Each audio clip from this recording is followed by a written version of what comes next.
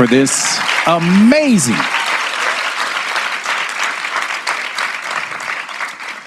just an amazing conversation. Like you, Apostle Selman, I sit at the intersection of faith and education, minister in the church, but also been a teacher, principal, district leader, done a lot of work at the intersection of education and faith while simultaneously holding the faith. One of the things I want to go to right away was this question or this point that you made around fanaticism, extremism. And you said it in a brilliant way. You talked about the importance of keeping one's faith, but also hearing and being able to hear, respect other individuals' faith. I think one of the things that we're struggling with, particularly in this country now, is that extremist sort of focus, or the belief, and can I just say sometimes it's with Christian people in this country, the belief that if I listen to others and not project my sort of faith, sort of dominant perspective, then I in some ways am showing less of my faith. Can you talk a little more about that? Because to you, it was really important to be in a position where I can hear others, I can respect others, I can in some ways acknowledge and celebrate others, but never feel like I have to change who I am from a religious perspective. Can you say a little more about that? Thank you very much. Very powerful and intelligent question. Now, I think that what is extremism?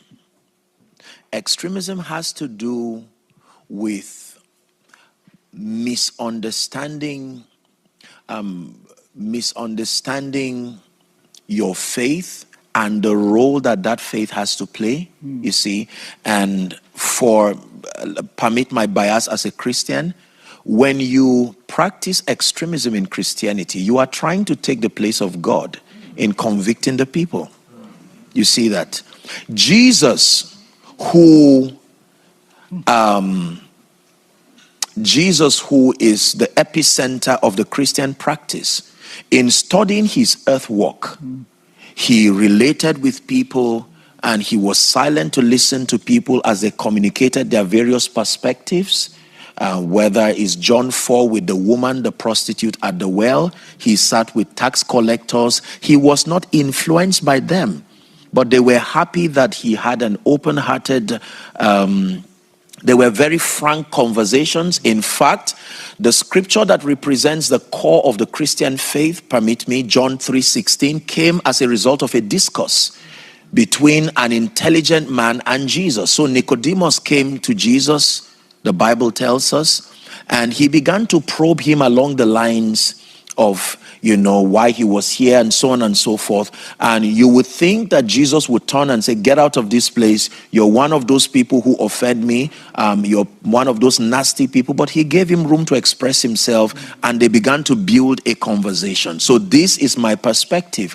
I do not believe, and this is my personal opinion, I do not believe you have to fight, tear down, insult people to communicate your faith. I do not think in particular the Christian faith teaches that. I do not believe that.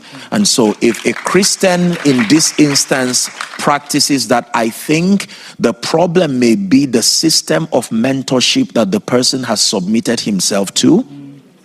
Because you see, permit me, Prof, religion is like a gun. It depends on who is holding it. If a military man holds that gun, good for the nation. If a terrorist holds the same gun, bad for the nation. The gun itself does not destroy. The gun assumes the character of the one who holds it. This is my concept, and this would be my response to that. Oh my goodness. Oh my goodness.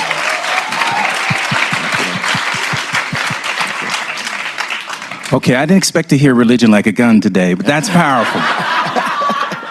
That's amazing. That's powerful. So what we've done in this country in some ways, I'll just tell about us, in light of what you were saying about Africa, is what we've said, because we can't trust that people might go in that direction of fanaticism, We will have no religion talked about in the context of public schools. Talk about the risk of that. My lecture at the School of Divinity had a point of emphasis that from time immemorial, Prof, all men, regardless religious affiliations, have always had a drive to connect to something, to someone. Now, my apologies if you do not believe in God. I respect your perspective. But then I will tell you that all men crave for connection. To connect to their environment, to connect sometimes with dimensions higher than themselves. This has driven us, I said in my speech, to test, try, experiment any and every available means that can help feed that appetite for connection. So I respectfully disagree with the philosophy that advocates completely taking God out of a system. This is my humble opinion, and with every sense of respect and honor to the laws of your land and your religious orientation or otherwise. This is my humble perspective. The reason is because in as much as we have all kinds of limitations around the practice of religion, that includes Christianity, Islam, most religions, in my personal study, and believe me when I tell you I've studied a number of world religions, you see, I have found out that at the core of their teachings, there is a straight line that seems to unite these perspectives, albeit eventually people diverge to various thoughts.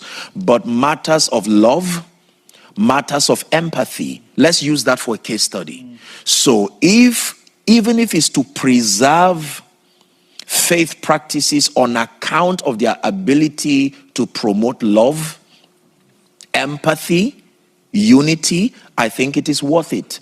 Now, when a people are not governed by spiritual convictions, the laws of the land will only go so far. That is the truth. That is the truth. That is the truth. You see, so I do not have the professional capacity to probe into the factors that may have led to formulating some of these policies. But then my humble observation, and that will also be my suggestion, is that I am a firm believer that any individual is not complete and whole outside of your touch to spirituality, outside of your touch to your Creator. This is my humble observation. I want to plant the seed, powerful statement there. I want to plant the seed for the work of a professor at Columbia University. Her name is Lisa Miller. And Lisa Miller is doing study on the brain, doing imaging sort of study on the brain, and how the brain seems to be sort of designed in such a way that spirituality is a core part of what it seeks. Absolutely. Right? So she's actually trying to use scientific study to show that spirituality is actually critical in the makeup of how the brain is designed, which would confirm what you're saying. One of the things you talked a little bit about, what you hinted on it, I want to go a little further into it, and it was your personal background, education. Can you talk a little, you talked about colonialism and indigenous, talk a little bit about how you were brought up from an education standpoint, what that experience looked like. Maybe, I always love asking this question, a favorite teacher you had that actually impacted you in a significant way, so that we can dive a little more deeply into the person, Selman. Well, my grandfather was one of the first trustees of a denomination across northern Nigeria. So I come from a lineage of missionaries.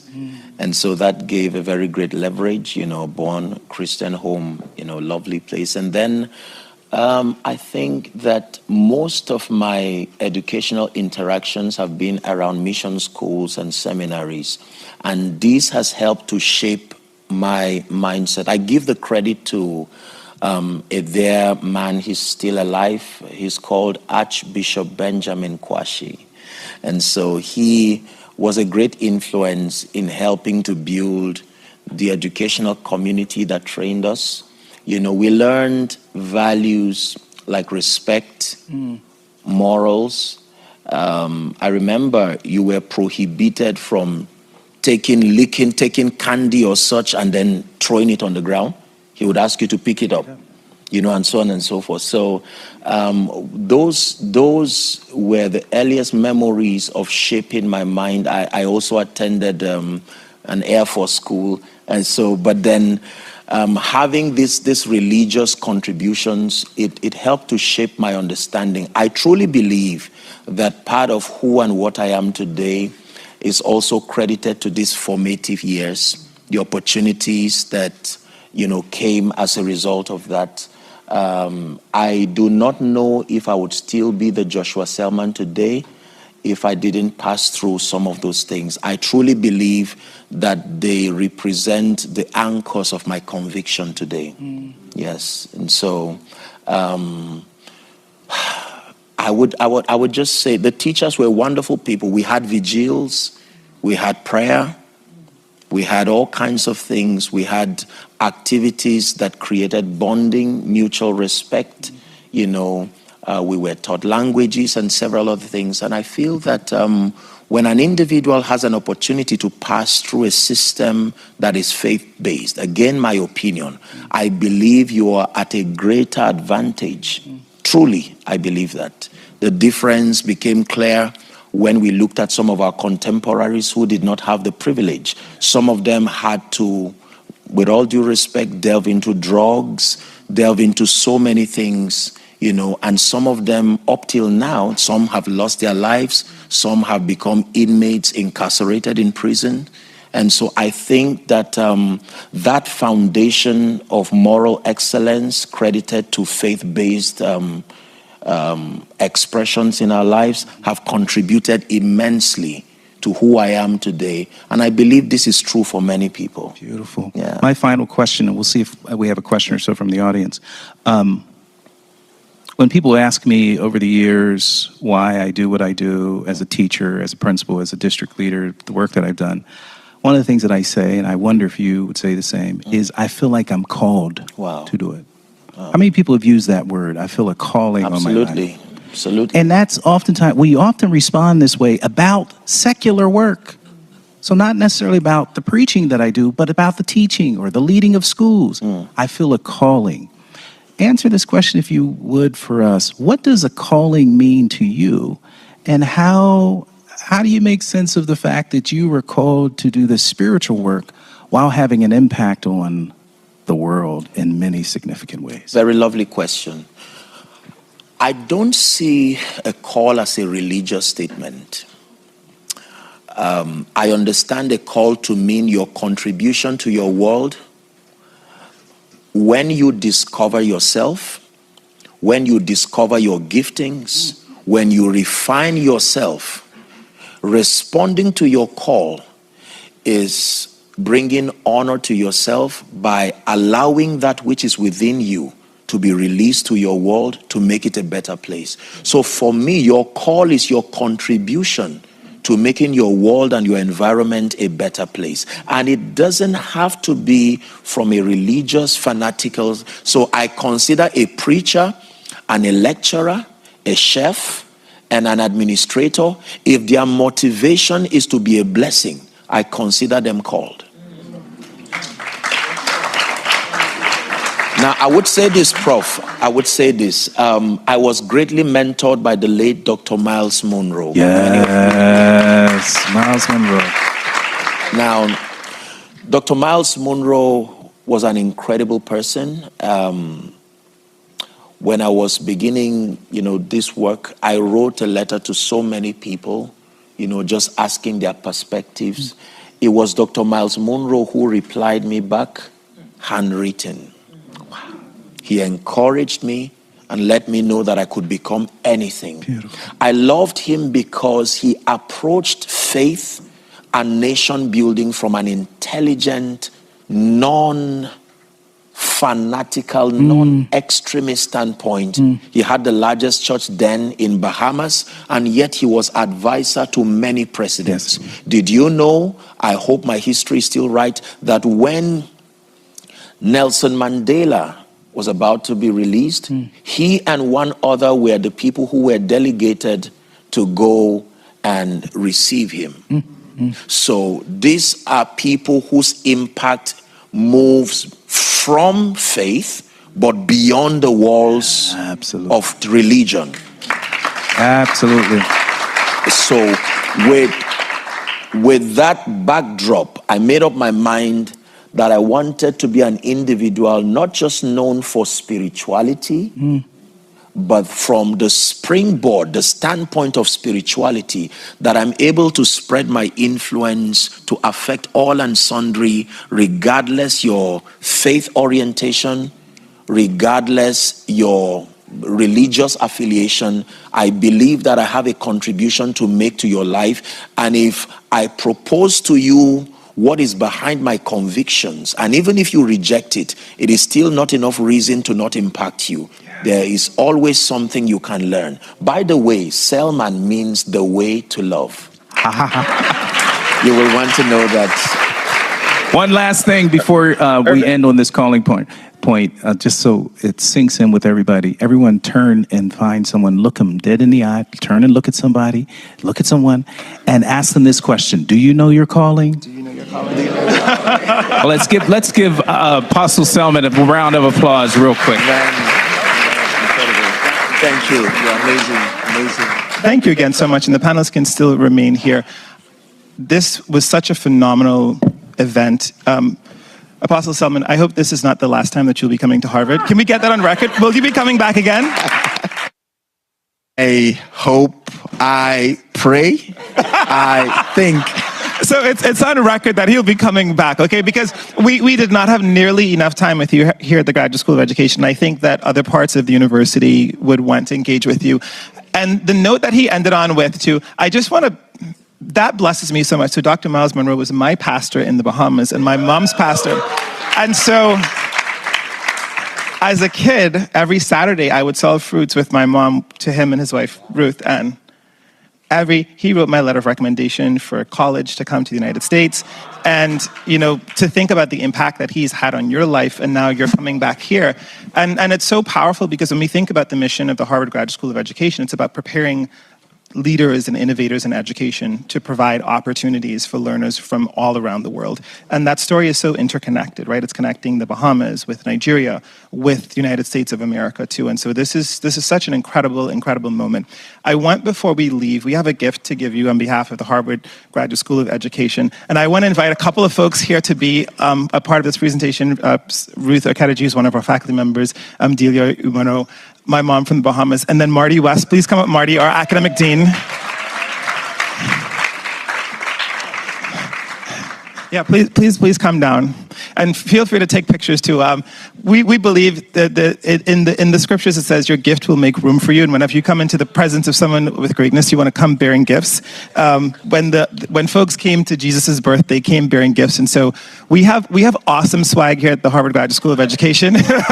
So there's a moleskin in here so that you can write your notes on this Harvard ledger. There's a nice water bottle, so that there's living water coming out of you. So we're going to put some actual water on you. And then we got a bag in here too. So this is for your blessing. So when people come and give into your bag, there's something that they can receive too. So again, thank you so much for coming to Harvard.